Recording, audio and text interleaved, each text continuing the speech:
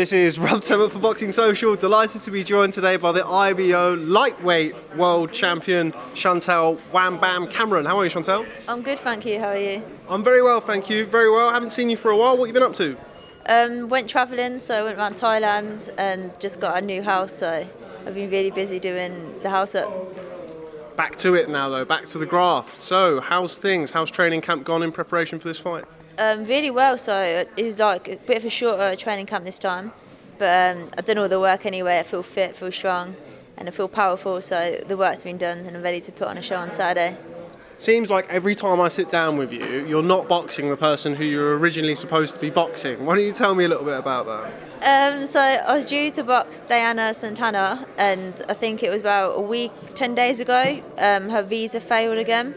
So I had a change of opponent, so now I'm boxing Jessica, and she's Mexican, never former world champion, so a bit of a change of plan again, but same thing in the boxing's boxing.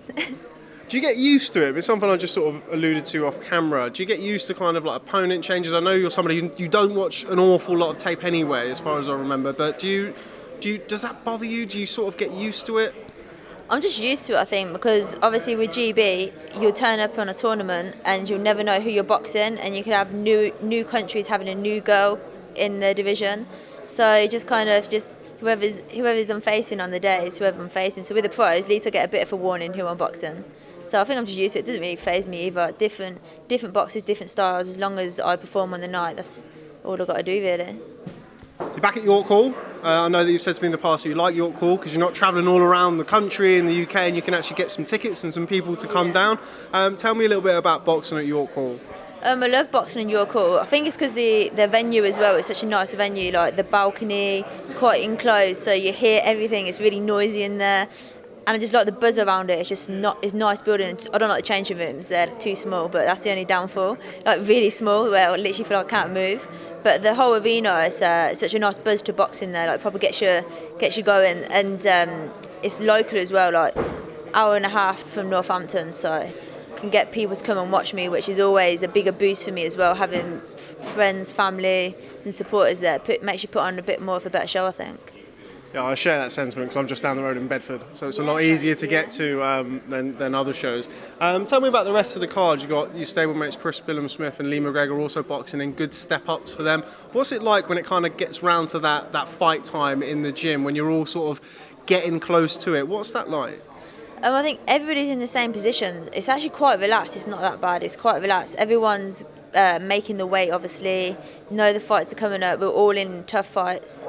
So it's not like it's quite relaxed really. It's good because you want to be relaxed in the gym as well. You don't want to like other people's tension wearing off on you. It's not really good because I like to just like try and be as relaxed as I can.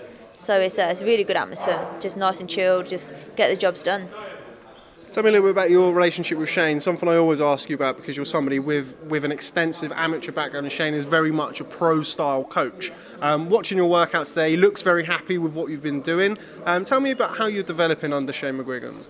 Shane's always changing me, so it's really good. So I think people will watch my fights and think she's going to do this, she's going to do that, but they don't realise that Shane's making tweaks to me all the time. So I think that's what's exciting is I'm always going to put on something different. I'm always going to throw punches different ways because Shane has a great eye for technique and landing powerful shots and where to land them. So he's bringing me on massively. Like I'm really happy to be working with Shane because 100% I kind of rely on him now. I think I need Shane to make this work for me, and he does. Like even in the corner, he makes me feel relaxed. He can read a fight so easy, and he just has such a good eye for boxing. Like he can like it's like he's in the ring for you. So I just follow his instructions, and I'm confident that if I listen to his instructions, I can beat anyone. Really. Now, one of your former opponents, Viviene Obenauf, scored herself a very big win. She boxed Natasha Jonas, won by stoppage. Just wondered if you saw that fight and what you made of it. I've seen the highlights, and I also heard that Viviene Obenauf was saying that she wasn't mentally in the right state of mind when she boxed me, which I think that's nonsense. I think you got beat, like, just take the loss. But that's what she's going to make excuses. That's her opinion. But she performed well that night. I've got to give her credit. But I just think Tasha may have been a bit weight drained, and it weren't really nice to see, to be honest. I like Tasha. Either of those fights for you in the future? Obviously, Natasha Jonas would have to come back and have sort of a rebuilding process. Viviene Obenauf apparently wasn't in the right mental state. Would you like to face her again if the opportunity was arise? After hearing what she said, I think get her back in the ring and we'll see where her mind's at then again. So I'm thinking get her back and then we'll have a rematch. But she wants to take that, but she's making excuses and I'll take her belt off her. So. Fighting talk. Not used to hearing that from you. Leads me quite well into my next question. Katie Taylor, that's a fight that's been talked about for a long time. Is that a fight that interests you? Definitely interests me. Everybody wants to fight Katie. Obviously, I want to fight her because she's got the belts and she's the one that's making the noise in the division. But obviously, there's also Delphine Pursoon as well. But Katie, I want that fight, and hopefully, it will happen sometime next year. So just. My team will do all the work and her team, hopefully they'll make a negotiation and hopefully we'll fight because I think it's a good fight for the fans as well because of our stars. I think it'll be an interesting fight. Tough fight, really tough, but interesting. When you're going into you're boxing live on Channel 5 at York Hall, you've been performing very well.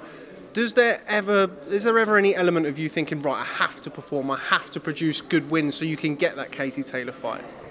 All the time, yeah. I think I've got to make statements because obviously not much noise is being made about me. I'm making the noise myself. I'm making statements, and I feel like that's what's bringing the best out of me.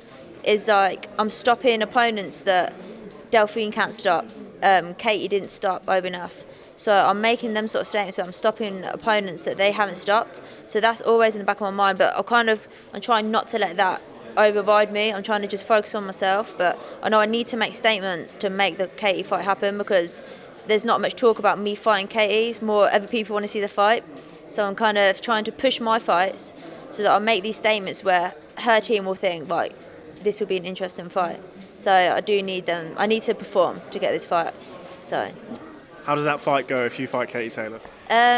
Obviously, I hope that I'll be victorious. I think it'll be a good fight, be very competitive. I think first 3-4 rounds, she'll win through speed. But my work rate and my power will overstep, and I think I'll come out on top.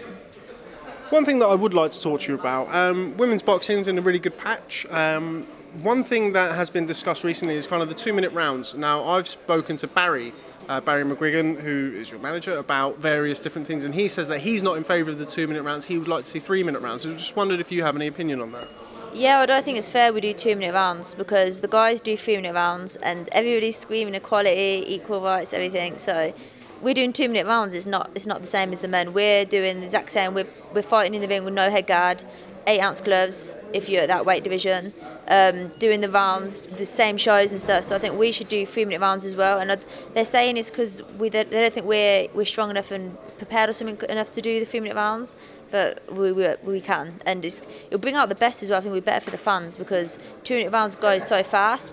And in my experience, I can trouble a girl in 1 minute 40 seconds, and then I could really hurt her. Then the bell goes, and it's like if I had that extra minute, I could have got her out of there. And I can feel it as well. I can feel I'm causing a dent, and then the bell goes, and she can recover. Has a minute, and it's really frustrating. So I would love a 3-minute rounds. It's interesting you say that, and I have limited experience of watching you in gym, but I do speak to Shane and Barry, so anybody who says that it's because you can't do the 3 minutes, I beg to differ in that. Chantelle Cameron, always a pleasure sitting down and speaking with you. Look forward to seeing you in action on Saturday night at York Hall. Thank you.